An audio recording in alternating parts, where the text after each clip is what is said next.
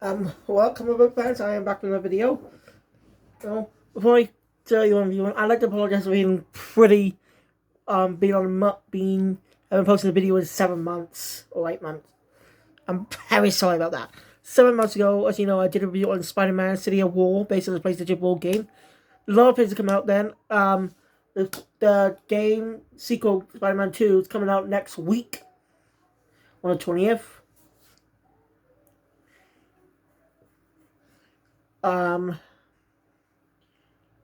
I already got and I pre-ordered it, so I'll be getting it, but I can't do anything until my PlayStation store out, so I got more manga since last time. New anime premiered. So also today I bought a new comic, a Spider-Verse comic, but this character, Nobuo Kugisaki, from the Anime Heroes line of toys. She's just hard to stand up as all. Right now I got the trio. It's just tricky for her to stand up. She just uses to stand up. Any checks for that? Let me know. Also bought this. The newly released Knights of the Zodiac movie. Final DVD. Now, I didn't cover this on one of my channels because it wasn't available. What I mean is, it was supposed to be on Netflix. It's on Netflix in the United States and other countries. But for some reason, it did not come on Netflix after airing theaters on the 28th. So that is weird. I don't know why. America got to see it long before we did. That pisses me off. Okay? If I only see DVD, that's fine. But at least release the film on Netflix for a bit. You know, since it is a freaking Netflix film. So I plan to cover this movie when I actually cover the anime. We cover the anime specifically. And also read a bit of the manga. So, yeah. But anyway, as a apology, I could review a different comic. I was planning to review this. It says it's the 30th anniversary of Power Rangers. We got to release a Cosmic Fury, a sequel that was announced last year. And I was getting good reviews, but instead I'm reviewing this classic. This Fantastic Four comic, which is actually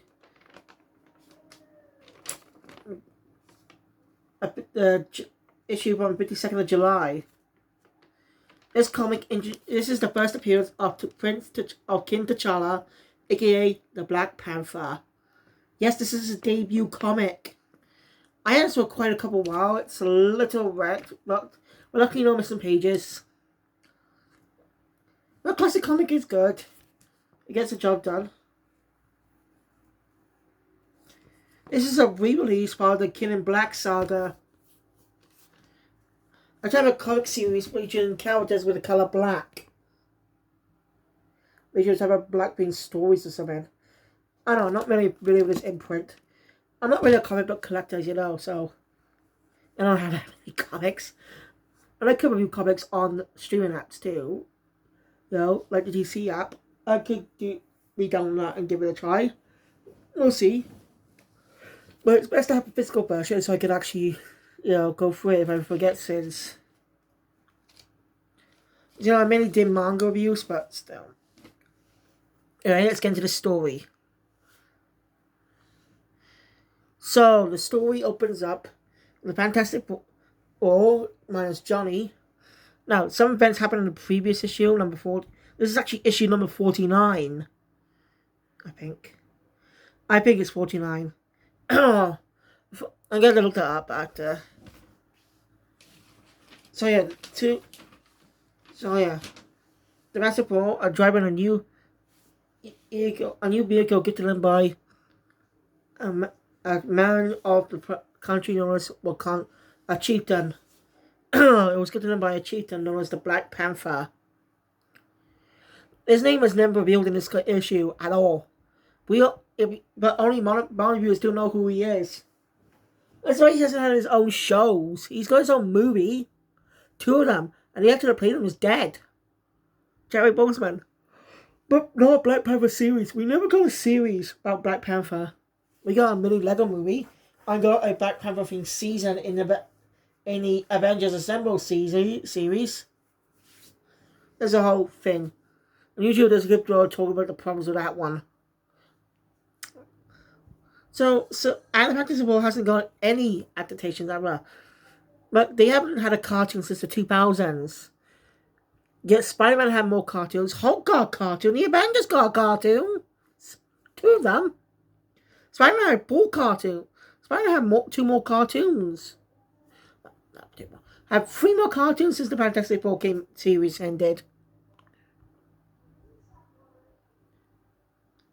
2 So, it's kind of weird, isn't it? Why is that? Is it like Marvel's first family?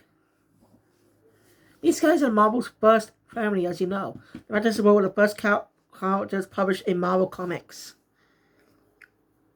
Anyway. Kind of ironic weird thing is Ben's airsick. Which is odd, as Sue points out, he's an ex-pilot. So, I get it was a joke, but that is not really consistent. Like, you gotta give him a reason why he's airsick on a specific ride, but not when he flies. Like, they don't give a reason. And of course, this was during the time when the comics called Authority. But still, the art is pretty good for the time.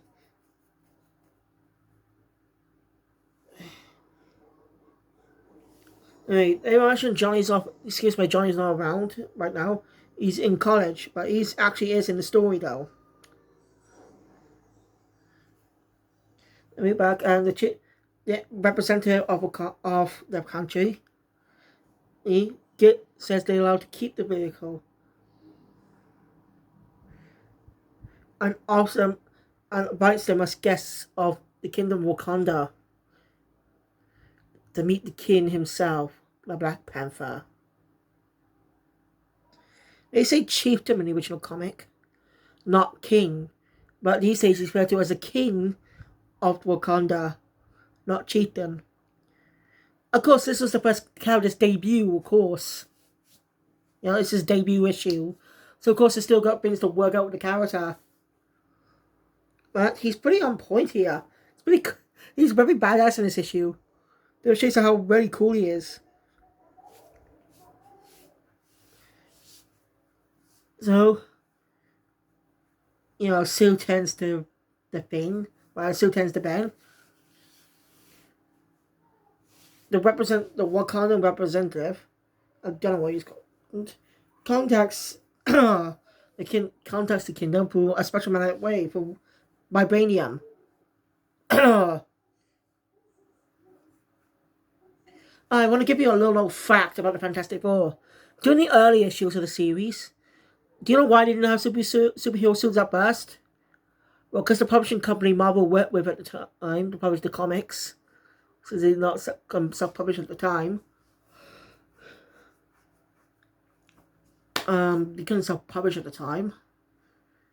That series service was actually owned by their rivals in DC. So anything that's seen as a threat to as a competitor to DC will not go through. So they couldn't find a superhero story, so no superhero suits, which actually worked well. What bit about Marvel is when it comes to character writing, Marvel always draws their characters with flaws. That actually is pretty weird for the time, since they don't know if perfect superheroes type things for kids to look up to all the time. But making them flawless, making them actually have flaws, makes them more relatable to the readers, which was why Marvel skyrocketed in popularity.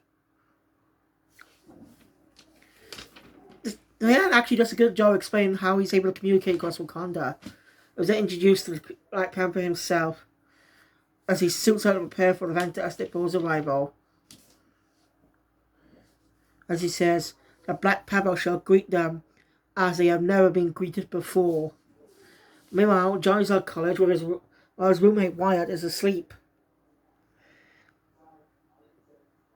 Also, there's a sad little joke here they wanted to put in this panel 4 of this clip page. So yeah, Johnny actually is actually studying. Doing his best at college. I like to see these characters in animation again. Like, the only times they appeared in animation was guest appearances in the Disneyverse of Marvel. Marvel's Disneyverse, I call it. Because it was the Disney cartoon era in continuity. But the continuity got a lot confusing because of two different styles of shows and stuff. It's called, that series has a lot of continuity problems. You see them seeing used straight with continuity.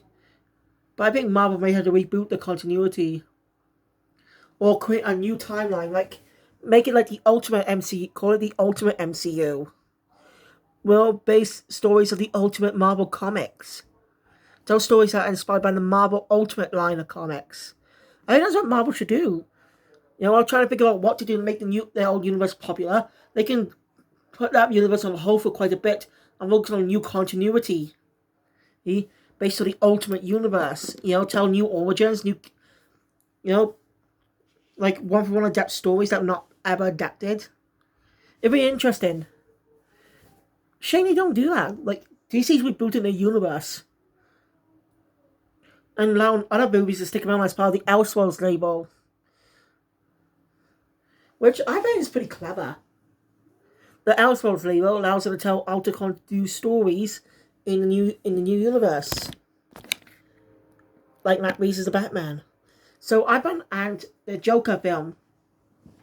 I think that's good. Anyway,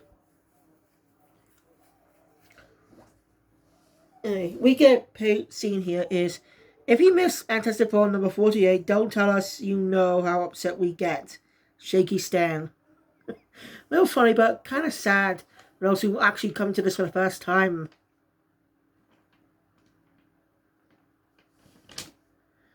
I'm going to see if I can find more physical copies of comics. Like maybe some old ones. You know, I did actually see a big compilation comic in HMB. A compilation of the Hulk issues. Yeah, from the first ever issue from the 1960s. All the way up to now. Well, not up to now. You get my point. That's pretty cool.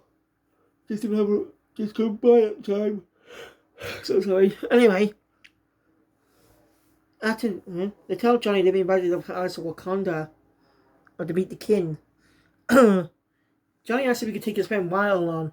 Which Reed agrees, even though it could be dangerous. But they, like, true, it brings a safe in because they're not expecting anything, but still, they should just keep regular people out of it. Yeah, it was the day back in the day, so what do you expect? I'm looking at some page with the Inhumans being trapped in the negative zone. I don't know what happened here. Humans haven't got much love either these days. I mean, Marvel trying to make them their own X-Men so they can have the X-Men. Now that's a mess of a TV show. Now, Inhumans could work if it was actually a story character introduced, and they were introduced to in a Fantastic Four movie. Since they cast a new Fantastic Four, why not do that? More Fantastic Four movies in the future could actually introduce characters from other comics. You know, use other movies to introduce new characters, like they did with Black Panther. You know, they used Civil War to introduce Black Panther to the world, to the MCU. And Spider-Man. We skipped over his origin, and he's more like Miles Morales. So, yeah, they're trying to escape the negative zone. Crystal still has feelings for Johnny. I'm not going with that. Anyway, the Fantastic Four arrive at Wakanda, where the guy disappears. Ben spots him, chases after him, but sometimes electrical blast hits him that weakens him. And a Black Bear comes up, reveal that they'll be the ones being hunted. So leads to a bit of a battle against the guy. As Johnny goes off after him, but ends up being trapped too. Being taken out too. Ben does get his strength back a little bit later. But White goes off and goes in ahead to take care of some things.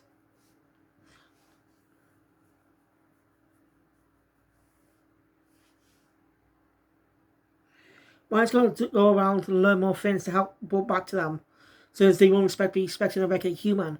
They blast it where Tripod was trying to stick together. The blast with electromagnetic waves that pulls them apart. So it really tells Sue to be go invisible. She really does have to land in. But Black Panther is able to get her and knocks her out. Then she knocks out the Thing as he lost his strength again due to water. So yeah. But Wyatt's taking care is easily being stealthy like Batman. And taking out some bad guys. Well, not bad guys. Really tries his best, but ultimately doesn't stand a chance. But luckily, thanks to Wyatt finding Johnny, and he finds the other Fantastic Four. They're being taken out. They'll come together and take down, and Black Panther is defeated. It reveals why he's doing this.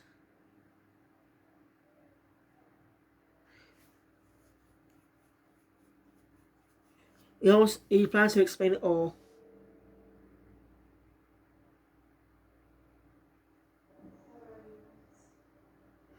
They see him as a rich man, but Wakanda does have tragedy. The story is continuing in Black Panther Collection, Epic Collection, and Panther's Rage. But also a combination of Black Panther stories. So, yeah, I don't have the next issue. I just found this in a comic shop and bought it. Good thing I did. It's a really old comic. Just a reprinted version. I still was lucky to stumble upon it.